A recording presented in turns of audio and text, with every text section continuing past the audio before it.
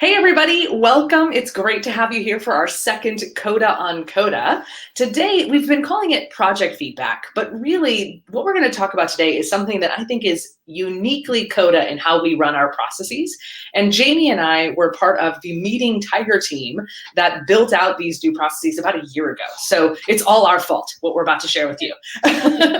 but the problem that this doc was seeking to solve is we have a distributed team of remote folks all around the country. We've got people working in multiple offices, and we were growing. We weren't just 10 people alone in a room anymore, but we needed to be able to get transparency and project feedback efficiently, quickly, and also thoroughly without sacrificing that transparency. And that's where this doc that we're about to show you today really comes into play. But if any of you have not attended one of our broadcasts before, just a little orientation on how to get in touch with us, how to stay connected.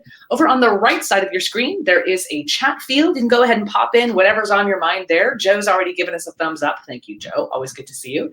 And you can use that at any time today. But if you've got a question, just in case we've got a lot of chat flurries, as Jamie, my wonderful co-host, is pointing out, the Ask a Question button is right below our beautiful faces. And that'll be a great place to just log your question to make sure we don't lose it, because really that's our primary job today, is to make sure that you leave with your questions answered. Also, if you're like, I don't know if I have a question, but I'm curious about what other people think, you can go and click on Ask a Question and upvote or downvote questions too. So if somebody has the same question that you do, you can be like, oh, me too, yes, yes, yes. And that'll be a way to get in touch. So that's just kind of a quick overview of how to get in touch with us today. But without further ado, let's go ahead and get started. Jamie, do you want to just introduce yourself to the group today in case people don't know who you are, famous person that you are? Perfect. Hi, my name is Jamie. I do have a little cold, so I forewarn you, it's good that we're in distance. I will not cough on the screen. So yeah, I am a PM, product manager over here in Coda. I run a lot of the BizPlat stuff, which in our world means helping with pricing and doing a lot of enterprise support. Mm-hmm. Right on. Cool. So Jamie and I are also super meeting nerds. We're those people who are like always putting the agenda in the calendar invite, looking for new ways to connect people. And so when Coda was like, hey, we really need to take a look at our meeting culture because there's something not quite right. Both of us raised our hands being like, hey, we want to be part of making this process better. And if you think about it, meetings are very rarely something that people are like, yes, I get to go to a meeting. Woo, this is going to be so great. Like people usually aren't like that because they're an imperfect process. So at Coda, we landed on wanting to have 3 different meeting types because we really wanted to reduce the number of ad hoc meetings that were happening. We wanted to have it be very, very organized. So we ended up, because we love the letter C, having 3 meeting types. One is what we call cadence. So this means like an all hands meeting. We have a cadence meeting to kick off our week on Monday, and we have a cadence meeting at the end of our week to talk about what was achieved. Folks can demo what they made, and it really holds us accountable. So that's one type, and we'll be talking about that next week. So please join us for that Coda on Coda session. The next type that we had is called context. So maybe there's an event that happens or a decision that's been made, and we just want to bring everybody up to speed. We might do a context meeting to share the background information, the decision making. Usually that's coming from our leadership. And then the third type of meeting, which we're going to talk about today, is called catalyst. And it's all about how can we make sure that everyone in the company, number one, has an opportunity to share an idea and get feedback from the whole company. 2, that everyone in the company can get details on why something's being made, be able to give their feedback, to have their voice be heard, and also to have a record of every single decision that we've made. So if you're new or if you're starting to tackle a problem again, you can go and look back at all of that detail. So this is really, I think, sort of the lifeblood of how we do things here at Coda. And we have 2 standing Catalyst meetings every week that last for about an hour. Jamie, if you think about Catalyst, what do you think, based on sort of our research together or your opinions, kind of what am I missing around how this fits in our organization and what might be helpful for folks here to think about if they're starting to think, maybe I want to introduce a new type of meeting to my company? Yeah, no, it's a really great question. When we did a lot of our deep dive analysis and research to try to find a way to kind of, like Marie was saying, paramount our skills with meetings, we discovered some third-party research that helped us think about Yeah. mapping out all the meetings that we already have. So when we mapped out the meetings that we had, we realized that a huge portion of them could be solved with one Catalyst meeting. And then we're going to go through kind of how that works. Yes. But I think for me, the big win is that in a company like ours, which is, we have lots of ideas happening all at the same time and lots of moving parts, being able to isolate 2 times a week where everybody's free on their calendar. Yes. Was a really big win. It's not an easy thing to negotiate, the tax to pay as a PM to negotiate, or anybody who wants to hold a Catalyst meeting, any kind of meeting on brainstorming or gathering feedback, is hard. And so having those isolated spots actually reduced the need for other meetings, but also helped us prioritize. Yeah. Do we have a Catalyst meeting on Tuesday about this, this, and this, or can one of these wait? And I think that informal prioritization has also made us a lot more efficient as a company. So there's all side benefits for doing something like this. Yeah. And if you think about it, we don't have a ton of like standalone extra team meetings or like, oh, I'm on this project, so I have this meeting, this meeting, this meeting, this meeting. We really try and put them into specific buckets. And we also will cancel them if there's nothing to talk about, right? Like if there's no Catalyst topics for today, everybody get an hour back, have some fun, right? Exactly. So we're going to, of course, talk a little bit more about this as we go through, but I think it's probably a good time for us to share the doc with folks because that's going to allow us to really highlight a lot of these different elements. And don't forget, if you have a question, there's no such thing as an interruption. Just click ask a question right down there. We are totally happy to help. So you don't have to wait for us to stop talking. Just be like, hey, raise your hand. We got you. All right. So I'm going to go ahead and share my screen. You should see it in just a moment. Jamie, if you could just let me know when that's coming through. Yeah. All right. Cool. It's happened through. Yay. Awesome. So I think, and I'm going to go ahead and just shrink our sidebar over here for a moment. So this, I think, is probably one of the most important parts of this doc, even though it is not part of the Catalyst meeting process at all. Essentially what this is it's our welcome section. And here is where we have the entire history of how we've landed on having this meeting type. So essentially, exactly what Jamie and I just shared with you, this is all of the details about it. And it's a way for us to make sure that anyone who's new to the organization doesn't have to be that person who's like, wait, what is this? I'm so confused. How can I contribute? Like this actually lets everybody know, here's all of the context you need for the decisions that were made, how this meeting works, why it's important, how to work with it if you are new, so that someone can start on day one being able to be involved and contributing. Jamie, if you think about the welcome section, is there any part of this that you think is particularly critical or a decision that we made that I'm missing out on? It's a great question. If you scroll down just a little bit, we talked a little bit about accountabilities. That's the makers and the brain trust and the meeting Molly. So we realized that roles were really, really important for this process so that everybody understood what they were responsible for when they got into that room. We were a little loose on it, honestly, when we first started. And over time, we decided to tune it and make it really, really aggressively required when you set up your meeting to actually give people the role that they're going to be in. And then that helped folks receiving these, oh, well, should I be there? I don't know. Am I part of brain trust? Do they actually need my opinion? Or am I just coming in because I'm interested in it? Or am I a maker where it's like, hey, I've been working on this for a long time. I should be there to hear other people's feedback. I think that made our meetings a little bit easier as well, just to understand kind of like, is it a directive? Is it feedback? Is it, something we have to worry about? But anyways, for me, that was the big thing. And I think writing was important. And I want to just like double click on something you said, which is this idea that because we have these 2 standing Catalyst meetings every week, that's on everybody's calendar from the CEO down to the first new hire that just started yesterday. It's all about how can people make the right choice for them based on their level of interest and also what your colleagues need from you. So it's a way for you to say, okay, is it absolutely necessary that I go to this, or should I just read the notes? If someone says, hey, Maria, I need you to be part of my brain trust, I know I have to go because I am an important person who's there to give feedback and to give my perspective. Whereas if I'm not listed in the brain trust, if something comes up, I can say, you know what, I'm going to watch the recording. I'll read the notes later. Clearly, they don't need me in the moment, but I'm still able to be part of it in an asynchronous way. You got it. Go ahead, Jamie. One more thing, because now it's like I'm in meeting nerddom, so that's my new thing. Meeting nerds, I know. So the other thing I would say that I found really interesting here is that we spend a lot of time in what the culture of our meetings needs to feel like. And Catalyst, Context, and Cadence are all places that we can exercise that and make examples of them so that other people can learn the culture of how we want to work together as a company. Right.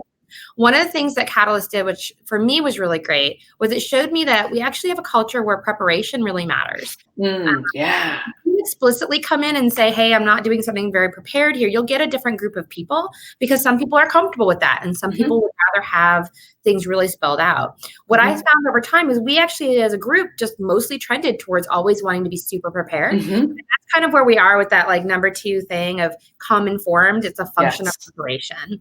So the more you can write down and give people a quick heads up of, hey, we're talking about this, the more they have a way to say, should I be like part of this or not? Yes. Or are they already answering something that I would have given them feedback on anyways, right? So for me, I felt like that was another really important part of this, is just having a place to document all of this stuff and then time for those roles to evaluate whether it was worth their time. And again, making it just as easy as possible for you to know what to do to be a contributor to that meeting, right? Because we've all been to meetings where it's like, oh, wait, is there something I should look at ahead of time? Or like, what are what's the goal? Like, what are we trying to do here? And it just ends up wasting so much time, which both Jamie and I hate when that happens. We were like, how do we make this super, super clear, like a no-brainer? You don't have to think about what to do. It's like, all right, we know that we require preparation, which means that if you're going to Catalyst, there needs to be a pre-read that everybody engages with and everybody marks, yes, I have read it, or no, I have not. And we know that everybody is going to use this Catalyst doc to make sure that they come prepared, so that there's no question of like, what do I need to do? I just come to this doc and it tells me what I need to do. The other thing that was really, really eye-opening, at least for my team that I've been on, and it was a surprise. My team, when you're working with people really, really tight all the time, you kind of can somehow get into tunnel vision without even and then you start like answering you're finishing each other's sentences. And so you think that everybody's on the same page. When you're forced to have to write it down in a way to express it to people who weren't part of those meetings, it uncovers, are you really on the same page or not? And so there's plenty of times that we've actually set up a Catalyst and then went, wait, no, we can't get the preparation done. We need to move it. And I think there's such a good attitude and positive nature for not wasting people's time that people actually respond really well to that. Like, oh, you weren't ready. Oh, I get it. Okay, take your time. You'll get it the next time, right? So I think that was also a big win from just the other side of it. Cool. Awesome. So let's go and let's imagine that Jamie and I have an awesome idea, because that's the only kind of ideas we have. And we're ready to take it to Catalyst. So what we would do is we would come to this upcoming meetings area and just click this little add a topic button. So this is what we were talking about when it comes to preparation. Here is, if you are going to say, hey, company, I want 30 minutes of your time, I got to make sure that I do my job to supply people with everything that they need to be able to be successful contributors. So I would say, great, we're going to do this. Next Tuesday. That sounds good. And then the item is Maria and Jamie's amazing idea. In this case, we then choose a duration. In this case, we always say 30 minutes as the default. If it's a big meaty topic, you could say, hey, we need a full hour, but 30 minutes is our default we really try to stick to. Then you'd say what area of the business, in this case, product and design. Then the makers, these would be those folks who are the owners of the idea, the people who are initiating it, who are looking for that feedback, which in this case would be me and also Jamie. And we're using a people column so that notifications get sent like, hey, you're part of the brain trust. So in this case, maybe we want to make sure we get Al's feedback and Lauren and Jocelyn and Hari. Sure. So these are our brain trust folks. And by adding them to this people column, they'll get a notification saying, hey, you've been added to the brain trust. You got to make sure you come to Catalyst. We also decide to include the meeting facilitator, because in this case, there's two makers. But if Jamie and I are both trying to facilitate the meeting, it's probably not going to be successful. So saying one person is really in charge of making sure this goes according to plan. Hey, Jamie, I'm going to make it you. It's going to be you. Okay. Then we include a place for a pre-read. So if it's a Coda doc, maybe you've written up sort of your thoughts, you'd include the link there. But again, since we are also designing a product, it might be something that's in Figma, some visuals. Like, hey, we want to know what you think about the new workspace design, for example. We can include them both there. And then the other thing that we want to include before the meeting is the stage. So are we just in ideation, just brainstorming? Are we trying to frame a problem?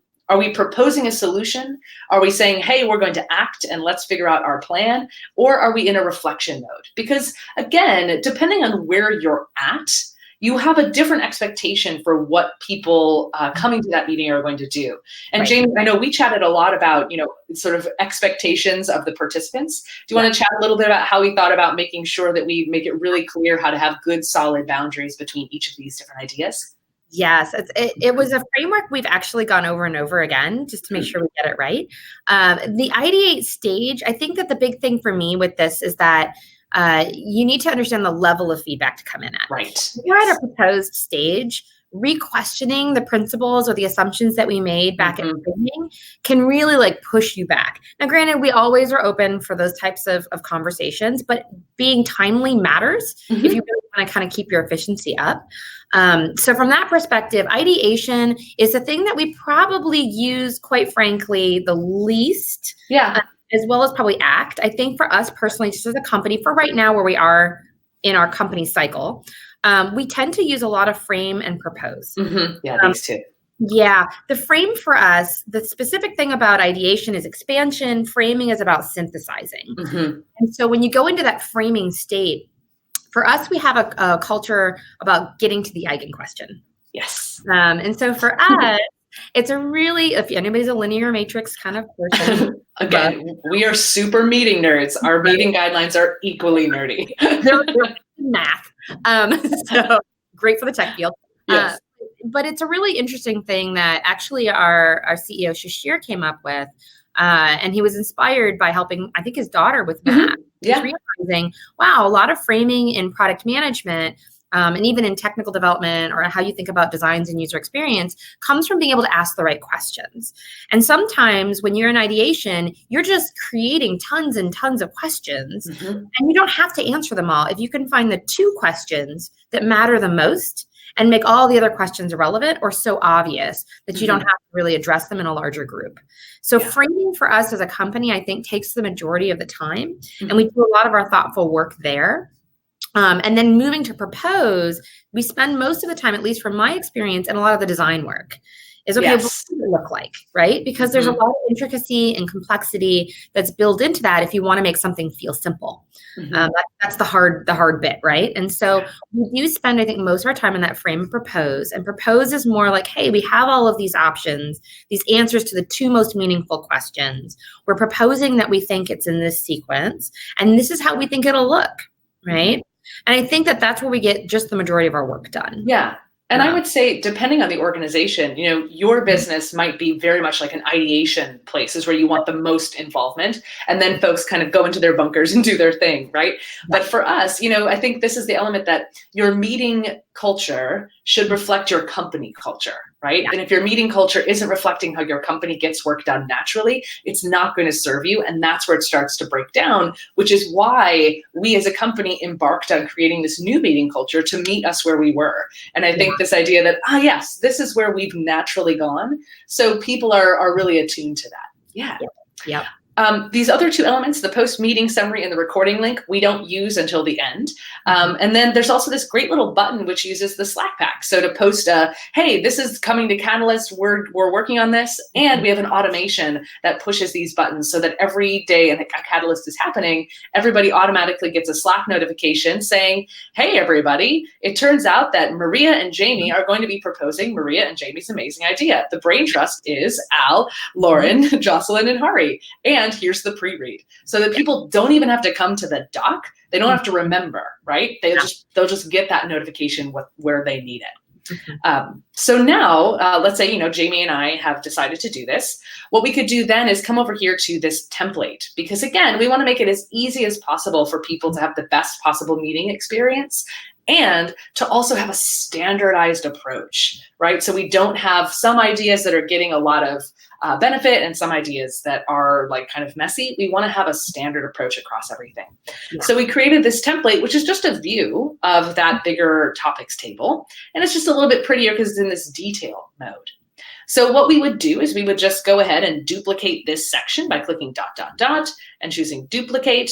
We could then go ahead and choose from all of the different elements here. So I could say, hey, Maria and Jamie's amazing idea. And it's going to automatically populate all of that information that we just put in. So now I'm going to go ahead and copy this. Let's just duplicate this section. And we're just going to drag and drop that into the upcoming topic write-ups to make it easy for everybody who's participating to be able to see what's on the docket. And let's go ahead and rename this as well. And this is the other thing that was just kind of like a weird organic is the organic development is that people started putting the dates down. Yeah. Produce them faster. And I didn't realize how much that caught on until I looked at our huge laundry list of things we've talked about. And I'm like, oh, that actually really helps. Totally. And again, like finding out those things that people do naturally that they like, and then making it part of your process, right? So it's like, hey, now we can actually take it to the next level. We've got a really good starting place. This is a new element that we want to make sure that we add. Yeah. So now with Jamie and I in this meeting, what we could do is we could, first of all, be able to see everything. And then what we can do down here at the bottom is we can start to create a space that in the meeting can be a little bit more useful. So the two things that we use all the time is we want to make sure we can get a really good pulse check on how people feel about an idea, particularly if it's in frame or propose, right? We want to know, are people on board with this or not? And we also want to make it really easy for people to post questions. So there are two templates that we use right inside of this. And why I like this is that these templates maybe 6 months ago were not something that were available. So you had to make it from scratch every time, which took a long time. And now all you need to do is go up here to this little plus sign, choose show templates right down here. And then, oh yeah, what was that, Jamie? This is my favorite part. I know, right?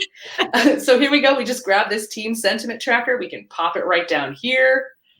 And looks like my internet's being a little pokey. My apologies, everybody. Come on, internet. We need you. I do agree with you. This is like the thing that we kept recreating over and over again. Yes. And realized this is a template. This is like a thing that everybody should have. Yeah. These things. And there's actually another one if you want to do the have you read this? I don't know. Is that over here? Yes. So it's newly added? Oh, nice. Yes. And just super new, right off the oh, perfect. Oh my gosh, I didn't even know that we had it as a template. This is amazing. Doing it. So okay. So these templates allow us to sort of gauge a bunch of different pieces that we would need as meeting owners, meeting mollies, as we call them here, to have a really productive conversation. So of course, everybody who comes and reads our pre-read, because we do believe in the success of a meeting is a function of your preparation, is you can just say, hey, all right, I've read all of this. And when I click on that, it adds me here. So as Jamie and I are in the meeting, we can look around at our Zoom and at the people in the room with us and say, all right, looks like all of you people, all of your names are here. Or, hey, we've got 10 people who've read this. Let's jump in and let's get going. And a lot of times people will read it before they even come to the meeting, and they'll press it.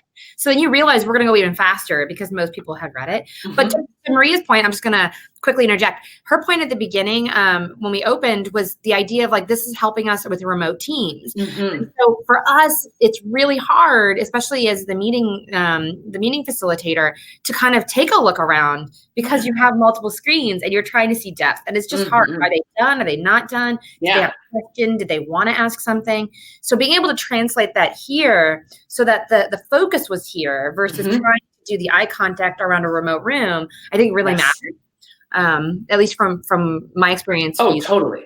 And why I like it is that it puts everybody, both remote and in person, on the same level, right? Yeah. It's not like, hey, the people in the room are getting the benefit and then the people who are remote are kind of just having to deal with it. We're forcing everyone to engage with the topic in the same format and modality, which puts everybody in a much more equal position. And that's what these other two templates do as well.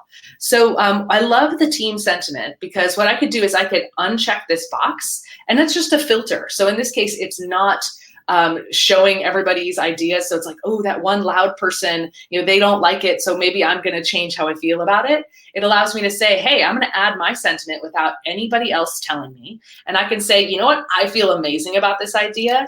I think this is awesome. And here at Coda, a lot of times our reflections end up being multiple paragraphs because we are very thoughtful creatures here at Coda. But in this case, for the example, we'll just keep it nice and simple. So now I see my sentiment. And then when everybody, I can see, great, 4 people have submitted it. Maybe now, oh, that's everybody who's in the meeting. I could go ahead and say, all right, I'm going to check this box so we can see everybody's reflections. And then we can talk about it. So again, being able to make sure that everyone's able to be heard in this moment. Jamie, I know you use Sentiment Tracker a lot because you're working with product design. Any recommendations on how to use this well, or areas where you've seen it really, really effective? Yeah, and so I'll just reinforce what you were saying is I love the idea of that checkbox of hiding, because what we did find is that sometimes you'd be looking at everybody else's stuff and then rejiggering your sentiment. And you don't want to have that biased opinion. Anybody who's done kind of like agile management, where you do like the ratings of like, is this bug important or not, kind of knows this. You kind of build off the person behind you. So that's number one. The second thing that I think is really great about it, and we extend a lot of it, is that we add a column sometimes. Depending on what the write-up is, we'll add a new column that says, hey, there are 3 main questions inside of our framing stage that we think are really important. And so we'll add a column that says, hey, select the question that you want to give the sentiment on. So now you can give 3 sentiments, like, hey, this is a great question. Or this is not such a good question. I don't think you really need it because I think it's addressed by the other one. The third one being like, hey, that's another great question. You should run with this. So adding and extending a little bit to your sentiment tracker can give you different feedback that you can now use as a kind of a quick qualitative study that turns a little bit more into quantitative. So it's super helpful. And sometimes we'll have company-wide meetings for a catalyst. For example, we do all our monthly culture checks. How is everybody feeling? So you'll have all the people in your meeting in this document. You have not statistically relevant, but you definitely have directionally relevant feedback, because you've got, 60 people, 100 people, and they're all putting their stuff in. You times that by 2 or 3, you're going to get deeper knowledge. So sometimes we do that. And it's so easy. It's so extendable with the way that we do this. That for me, I find that the most important for sentiment. Yeah. And I would say, the other question, the other column I like to add is kind of how much of a fight would you have for an idea, right? Like, hey, I disagree, but I'm okay with us moving forward, or I disagree and I would fight for us not moving forward, or I would fight for us moving forward. It can sometimes be helpful to get that kind of access too. So really, again, your meeting culture should reflect your company culture. So by taking this and then extending it based on what's important to you and how you all think about your ideas, that's going to be the big win. The other way that we help everybody kind of be able to have a voice and stay on the same page and make it really easy for our remote teams to still be able to have their voices be heard is this idea of topic voting. But usually what we do is, instead of calling it topic voting, we'll say questions, just like so, about idea. And then folks can go ahead and just add their questions here and then upvote the questions so we can see which questions are most sort of critical, taking up the most brain space. So again, we know how to use our time, right? It doesn't make sense for us to go ahead and spend 20 minutes talking about a question that one person has, but not everybody cares about, right? We could work offline with that person to answer that question. So we want to use the time really well. Jamie, any things around the questions here that I'm missing or that you think would be valuable for folks to be able to know based on your experience? Yeah, so there's 2 things that kind of came to mind. The first one was that we tend to also, it's just tactical, but it's always really good practice, I think. We tend to, when we get to that listed, sorted list of questions of the ones that seem like the most important to everyone, they rise to the top. And we usually ask the author of the question to restate for everybody in the room and on the remote session, what were you trying to get at? The thing that you were most concerned about. So it gives them a little bit of airtime to be pulled into that conversation and we're not just going through and answering it in silence. So I think that's been really helpful for us. The second thing we did is we tend to usually put a new column and an added column for comments or action. So that helps us while we're talking, we'll have the meeting facilitator actually typing in there, okay, this is what people said, almost like little mini notes, like little Post-it notes for each one of these questions, just so that we can kind of refer back to it from an archival perspective, or from what did we say or commit to doing or commit to understanding. For me, those are the two things that I felt were super duper important about using this question and answer type of path. I guess I'll add a third thing just because I can. So the third thing I think is really interesting is I've noticed a dynamic where some of our very quiet members of Coda, who are more cerebral in nature, who like to sit and observe a lot versus trying to get out there and start talking. Everybody has different styles and different behaviors. This forces everybody to reinforce, I think, Maria's point before. It forces everybody to bring it in here and actually makes everybody on equal footing. And so sometimes I found that the quietest person in the room will get the top voted question. And in a traditional meeting, without this, honestly, in my past meetings, I've been doing this for 20 years as a product manager, I would find that those people, you'd have to like seek out and be like, hey, did you tell me what you think? What's your question? Which then you're on the spot and it's really awkward for everybody, but you know it's important. In this case, they're able to kind of step out. They don't have that cold case feel of like, oh, I'm calling in to do this out loud. And then they see like they get confidence because they see people vote that question. They're like, okay, maybe it wasn't such a silly question. I joined a week ago and I didn't want to say anything. But boy, like nobody else knew that either. Great. So it's a little win, a little serotonin shot every time. You see your questions get voted up, which is also kind of nice. And also that if you are the type of person who needs to think before you speak, it helps you be able to have that time to like process your question, put it there so that when you're asked to restate it, it's not like, oh, well, I haven't fully gotten it in my head yet. And again, not everybody needs to attend this meeting. So this note section and all of the questions, a really great way for people who maybe aren't part of the brain trust to still understand, like, what was that discussion's tone, right? They don't even have to watch the recording. They can come here and see all of that very quickly. Yeah, right on. Cool. So that's in the meeting itself. But of course, a big part of this is also the fact that we have a full record. So let's say that January 28th comes and goes. We can then drag and drop it into the past topic write-ups.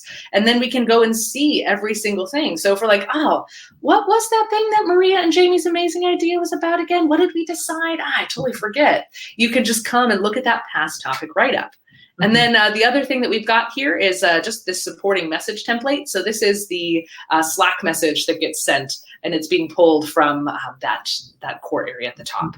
We also just have a good past summaries area over here, which just shows all of the different meetings that are no longer fitting the filter of upcoming, and then a full topic log of every single thing that we've chatted about. So this acts as our main area where we've got everything going on, and we end up having this amazing, robust database of just tons and tons of information about how we made decisions. That's just right in one spot. So that's just a quick overview of the doc. Jamie, anything about the like past sections or how we've used logs, maybe how you yourself have kind of looked at the past to learn if you do? Yeah, the archiving nature of it was super duper important for us, especially from my team, because I'm on a lot of the longer lead items. For sure, When you're doing the more infrastructure and more back-end type of work, you really know that reverberates across a lot of things. And so being able to go back and saying, hey, we made a decision around this date or around this time also gives you some insight into, hey, maybe that's how you read some of the results we're getting from the field or how people are reacting to things.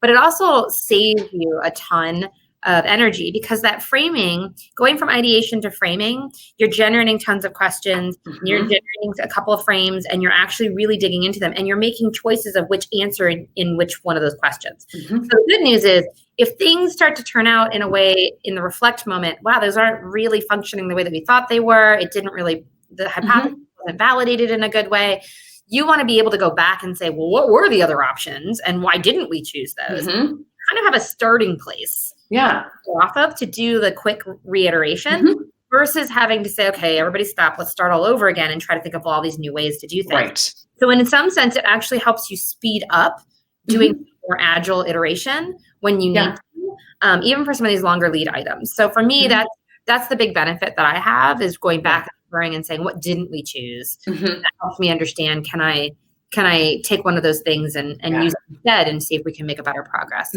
When you talk about that, it's kind of like you want to go slow to go fast, right? Yes. So it's like, we are like, just like a fire drill. We're not Yes. going to be running, going all of this. We're going to go slow and efficiently to be able to get where we need to go really quickly. And 100%. the other thing that just kind of triggered for me is, earlier in our chat today, you were talking about how when you're on one of these projects, you start, finishing each other's sentences, finishing each other's sandwiches, right? And you just get so myopic. It's so easy to forget about kind of what brought you to that place because you're just in it. So it's a way for you to go, oh, that's right. This was a big objection that we had. Or, we have when you're in the thick of it, you're like, is this the right call? Man, I don't even know. You can go back and go, that's right. Here's why we made this choice. And does this choice still make sense given what we've already done? Exactly. And to be able to have that iterative approach in that way. And also great for any of you who are having to fight for ideas internally, right? If somebody comes in late to the game, is like, hey, have you thought about blah, blah, blah? You can be like, yes, and here's all the details. Let me know if there's anything off of this that doesn't make sense. 100%. It's a really good way to kind of put up boundaries for your team and protect and buffer in that way too. 100%. Yes. Yes, exactly right. Awesome. So that's really everything that I had that I wanted to chat about. Jamie, since you're also a fellow meeting nerd, is there anything else on your mind that you think is important for folks to know, or based on this process that I'm forgetting in this case? I think you've covered most of it. I think that the biggest thing I would say is that just to go back to the previous points of making sure that you're super prepared for your meeting, if that's kind of how your culture works, making sure that you have somebody who's facilitating. Part of this tactically is just having that meeting facilitator say, okay, great. We have 10 minutes for people to add their questions in, right? Okay, we have 10 minutes for us to read those questions. Let's begin. It's really it's orchestration, right? It's making sure you're providing enough reading room for each one of those components that we showed you was kind of a good tip. And then the last thing I would say is that, again, any one of those things, the ideate, the propose, the act, right, the framing, the reflect, they're all really, really, really effective in their own ways, and they'll manifest kind of a different feel for each one of these meetings. So being able to go to this 1 hour slot and being able to say, I'm going to ideate for the first half an hour, and then the last half an hour, we're going to look at a reflection of like, hey, did that really work out well? What the report's saying is kind of a fun thing because you don't feel like you're just stuck in a rut. For sure. Always in ideation or always in framing or always in, you're seeing progress in lots of different ways because you can drop in. There was one little thing that we did that was a recent change. We put a little bit of a checkbox on there that would say brains trust only.